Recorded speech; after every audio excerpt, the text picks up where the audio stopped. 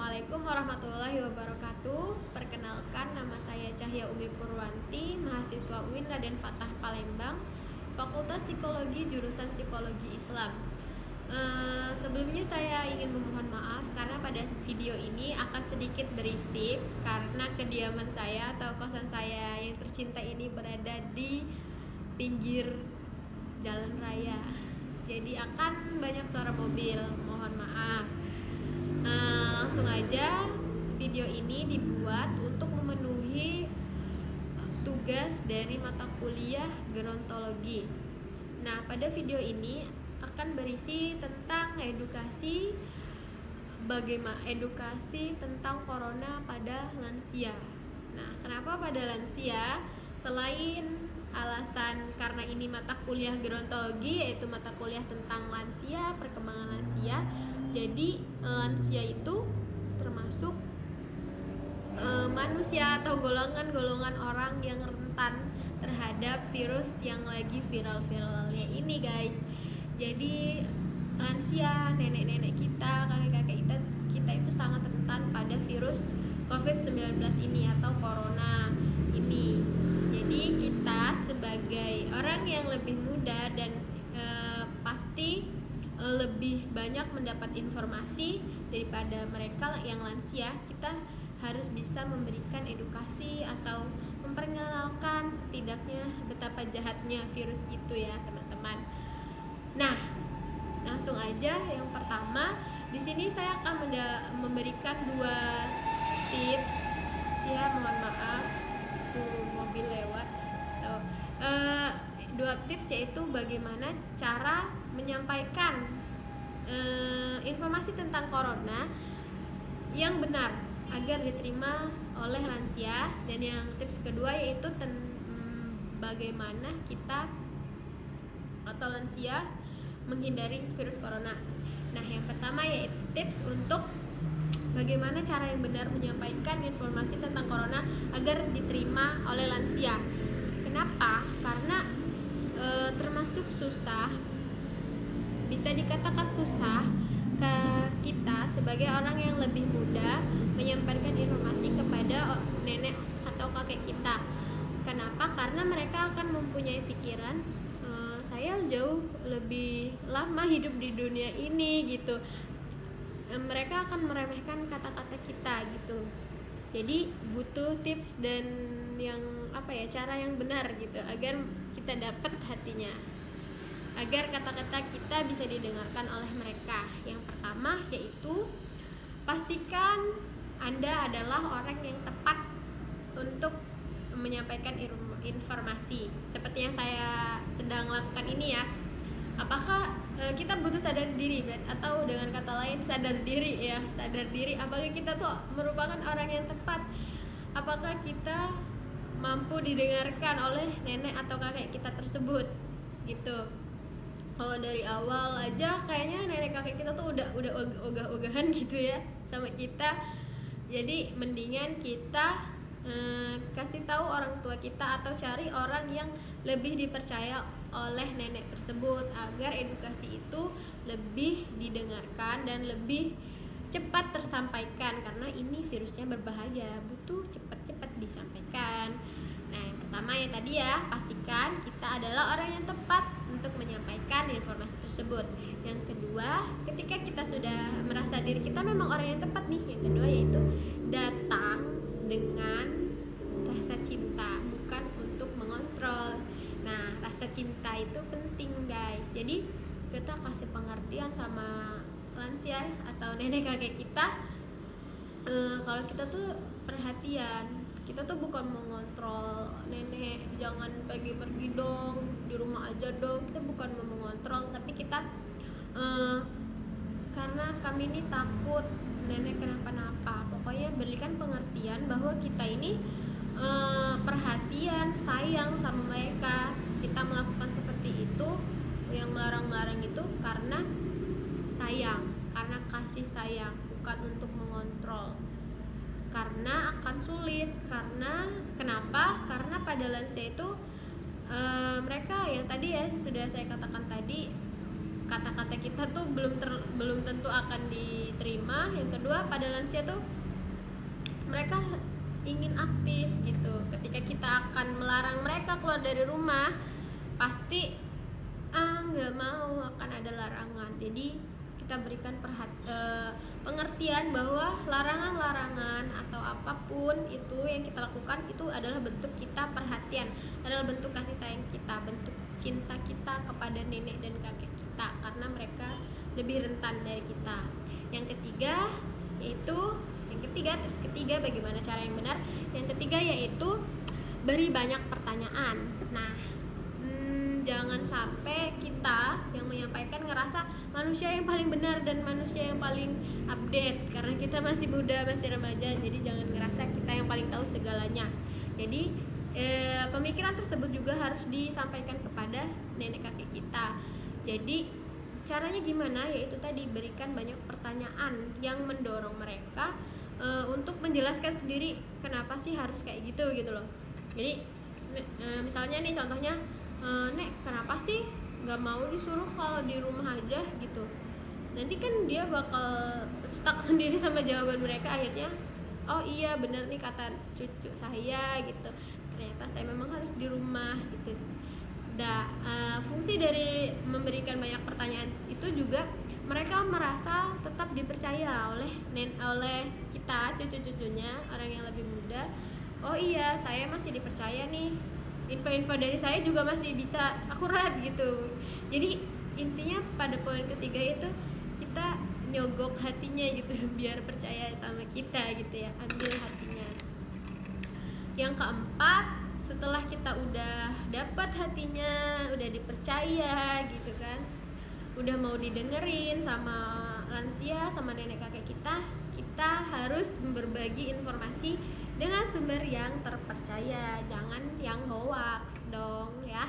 Ya, dari sumber terpercaya. Nih misalnya bawa-bawa hadis lah, biasanya orang tua kan udah itu kan religiusitasnya akan lebih tinggi, jadi coba bawa-bawa hadis atau ayat Al-Quran nih, Nek, di hadis ini juga ini itu akan lebih percaya. Jadi atau berita-berita sumber-sumber yang terpercaya gitu, yang iya pasti benar. Jadi mereka juga akan, oh iya ya, cucu saya ini benar perhatian sampai nyariin yang begini-beginian buat saya gitu. Yang kelima, setelah kita udah menyampaikan informasi kita ini untuk diri kita sih, yang kelima yaitu harus terima kenyataan bahwa manusia itu hanya bisa mengendalikan diri sendiri. Jadi kita harus udah sedia payung sebelum hujan. Ketika nenek atau kakek kita dengerin omongan kita cuma sehari 2 hari gitu, karena ya manusia itu hanya bisa mengendalikan diri kita sendiri, kita nggak bisa mengendalikan nenek kakek kita. Jadi yang lebih baik yaitu kita juga harus mencontohkan. Jadi kita juga tetap di rumah aja, nggak bandel. Nanti akan timbul kesadaran juga sih pada nenek dan kakek kita, pada lansia tersebut. Nah, itu tadi 5 cara untuk bagaimana menyampaikan cara-cara menyampaikan corona ya. Pokoknya informasi apa aja tentang corona, jangan sampai mereka tersinggung gitu. 5 cara tadi. Yang pertama yaitu pastikan Anda orang yang tepat. Yang kedua, datang dengan cinta. Yang ketiga, beri banyak pertanyaan. Yang keempat, informasinya dari sumber terpercaya. Yang kelima yaitu terima kenyataan kalau manusia itu tidak bisa dikendalikan. Nah, selanjutnya yaitu tips bagaimana kita sebagai orang yang lebih muda, atau tips ya orang yang lebih muda yang bisa perhatian, yang bisa lebih mengontrol diri kita terhindar dari corona. Bagaimana kita terhindar dari corona gitu ya. Ini sebenarnya bukan untuk lansia aja, atau ini untuk berlaku untuk lansia, tapi untuk berlaku untuk semuanya ya, untuk manusia yang sekarang masih hidup dan mengalami saat-saat corona seperti ini ya, yang masih hidup di alam semesta inilah. Jadi yang pertama yaitu di rumah aja ya, kita harus itu tadi, di rumah aja. Jadi kita suruh nenek, kakek, opa kita, nek, kita di rumah aja dulu gitu, karena dunia sedang bahaya-bahayanya, sedang panas-panasnya gitu ya. Jadi disuruh di rumah dulu guys, dan ini berlaku untuk semuanya. Pemerintah juga sudah memberikan surat ya, edaran kalau kita disuruh stay di rumah rebahan. nggak rebahan ya guys, jadi suruh di rumah aja, jauhi aktivitas, bukan jauhi, kurangi aktivitas di luar rumah, di rumah aja. Jadi kenapa tips itu? Yang pertama ya karena itu akan benar-benar melindungi diri kita gitu. Ketika di rumah aja, kita akan terhindar dari virus-virus yang sedang menyebar di mana-mana, yang kita tidak tahu di mana dia sedang bersembunyi. Coba nih contohnya, bayangin aja misalnya kita keluar dari rumah ke Indomaret aja gitu ya, atau ke ATM, ke Indomaret aja lah, beli sesuatu kebutuhan gitu. Jadi kita ke Indomaret itu dari perjalanan aja, naik motor ya misalnya, apalagi naik motor gitu ya. Kalau naik mobil mending, naik motor tuh belum tentu yang udara yang kita hirup itu aman gitu. Misalnya kita lagi nyetir enak-enaknya, ada orang sebelah kita lewat, batuk muncrat ya, bisa aja kalau dia terkena gitu kan, kita bisa kena juga. Oh my god, jatuh. Nah ya, mohon maaf, bisa di skip ya Bu, karena udah jauh. Nah ya, yang tadi ya, mohon maaf. Jadi tadi sampai mana? Indomaret ya, di jalan gitu.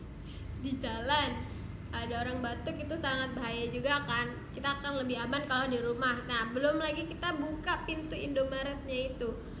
Kita buka pintu Indomaret itu pintu udah dipegang banyak orang gitu. Belum tentu orang yang megang itu bersih atau steril. Dia pintu itu juga sangat misterius, dipegang siapa aja. Jadi nah itu aja baru dari Indomaret. Belum ke Indomaret sebelumnya, atau ke ATM dulu misalnya, karena habis uang tunai. ATM itu mencet tombol yang apa sih, nomor itunya buat passwordnya itu tombol dipegangin oleh banyak orang. Buka pintu ATM juga, ATM-nya juga tuh digesek-gesek, bekas gesekan orang, ATM orang. Ya kan, ya sengeri itu gitu dunia ini sekarang di luar. Ya itu ya, yang kedua. Jadi mendingan stay di rumah dulu, nurut sama pemerintah, nurut sama dunia ini demi kebaikan bersama. Jadi suruh nenek kakek kita untuk di rumah dulu ya, Nek, nenek kakek. Nah kedua ya, selanjutnya langsung aja yang kedua, yaitu jaga kebersihan. Kenapa harus jaga kebersihan? Iya dong, kan corona, tahu kan asal usul corona, teman-teman udah tahu kan asal usul corona itu dari bakteri. Karena di sana itu di pasar apa itu ya, lupa, itu jorok, jadi sampai ada bakteri itu. Nah ketika kita tidak menjaga kebersihan di rumah ya, kita bisa terhindar dari corona, tapi nanti bakteri-bakteri yang lain nempel ke kita, bahaya dong, sama aja. Jadi harus jaga kebersihan dan jaga diri kita guys. Jaga kebersihan, jaga diri kita.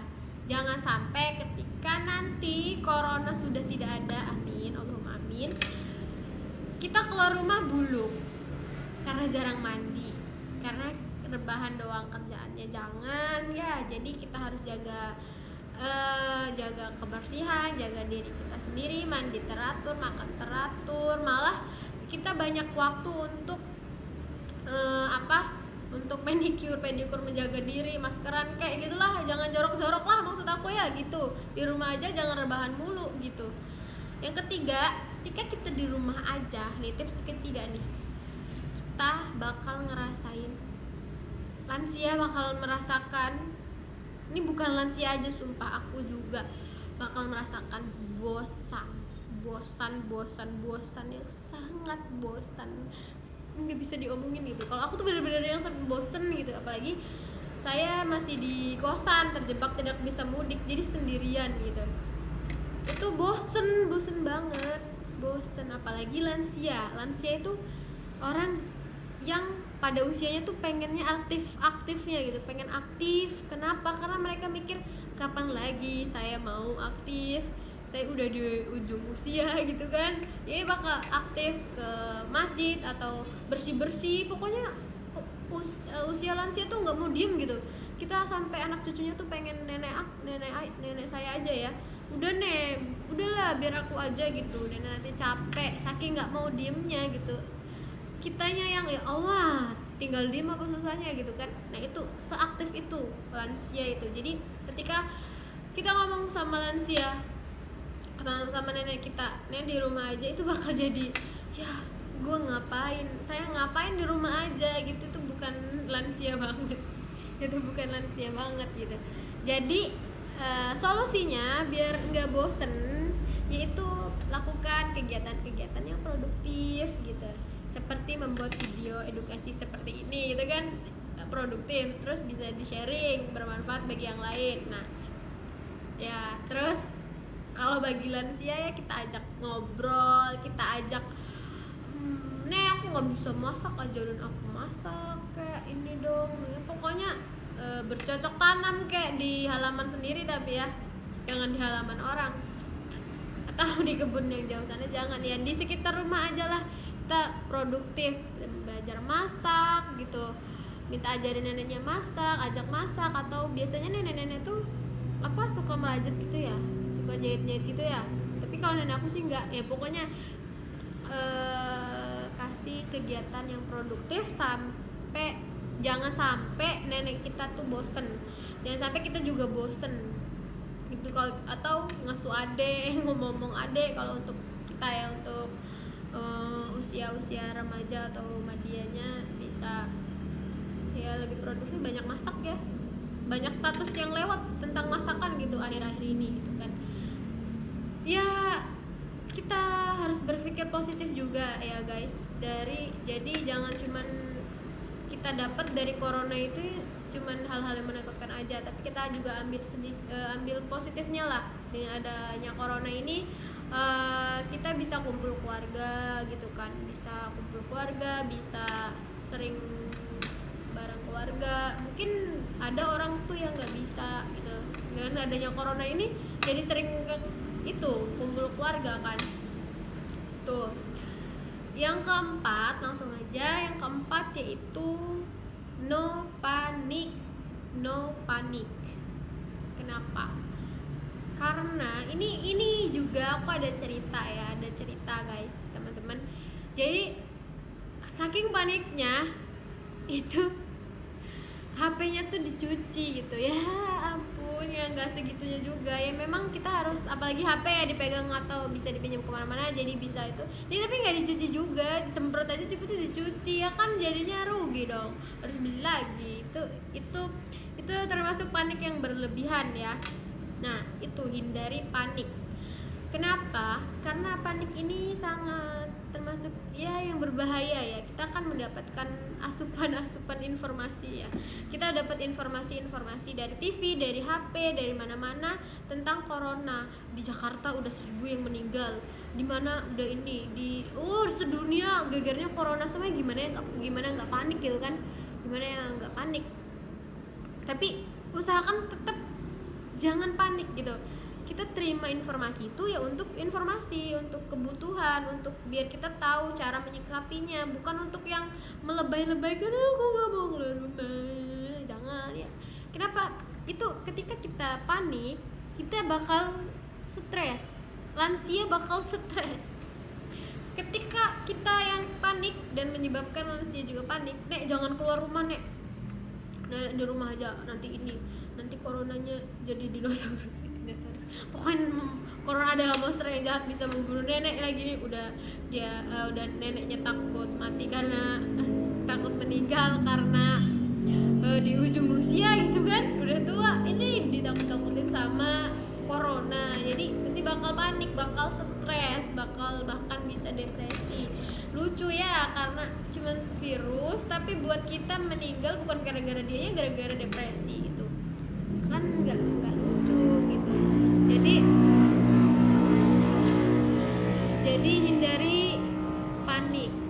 hindari panik itu, Karena apa? Karena ketika kita udah stres, udah depresi, itu bakal mengganggu semuanya.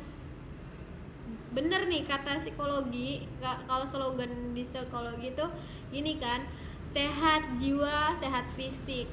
Bener, ketika pikiran kita kacau, panik, stres, depresi, itu bakal lebih parah guys, bakal lebih parah. Apalagi nenek-nenek yang belum lagi dengan komplikasi sakit yang lain-lainnya, itu bakal depresi, itu bahaya gitu. Kita bukannya mau menyelamatkan nenek kita, itu kita malah bisa mempercepat dia gitu kan. Jangan sampai gitu kan. Jadi jangan sampai buat nenek kita panik berlebihan sampai stres, depresi. Karena ketika depresi itu udahlah, kalau udah depresi, udah stres, udah bisa nggak mau makan, nggak mau ngapa-ngapain. Itu kan kalau udah kita nggak mau ngapa-ngapain, lebih kacau dunia, lebih ya udah stres gitu kan, ya udah gitu. Jadi jangan terlalu panik. Informasi yang masuk, kenyataan yang kita lihat, itu jadikan sebagai ya info aja gitu, untuk mencegah kita untuk apa ya namanya, ya pokoknya untuk mencegah kita dari kegagalan mengatasi corona lah. Jadiin corona ini tempat bersyukur gitu. Apa ya, dengan adanya corona kita bisa kumpul keluarga, bisa itu, pokoknya ambil positifnya. Ketika panik melanda, ambil positifnya gitu. Oke, yang kelima yaitu share video ini, bukan share ya, share informasi apapun yang tentang corona. Tapi informasi no panik juga perlu. Jadi ketika kita sudah memberikan informasi tentang corona, di sini sudah banyak meninggal di sini, ini cara mencegah corona, tapi kasih juga informasi, jangan panik ya masyarakat, kita bisa menghadapi semua ini gitu. Kita share banyak informasi tentang corona, tentang negatifnya, tentang positifnya. Jadi masyarakat bisa menerima bahwa ya inilah medan kita, inilah takdir kita. Ya, dunia sedang menghadapi virus yang wujudnya aja nggak tahu, kecil banget gitu, tapi meresahkan seluruh dunia. Semoga kita bisalah, pokoknya itulah. Ya udah, itu aja, cukup. Mohon maaf jika saya banyak belepotan ngomongnya atau tadi HP-nya sampai jatuh. Semoga bermanfaat untuk kita dan untuk lansia. Saya Cahaya Ummi Purwanti, mohon undur diri. Terima kasih. Wassalamualaikum warahmatullahi wabarakatuh.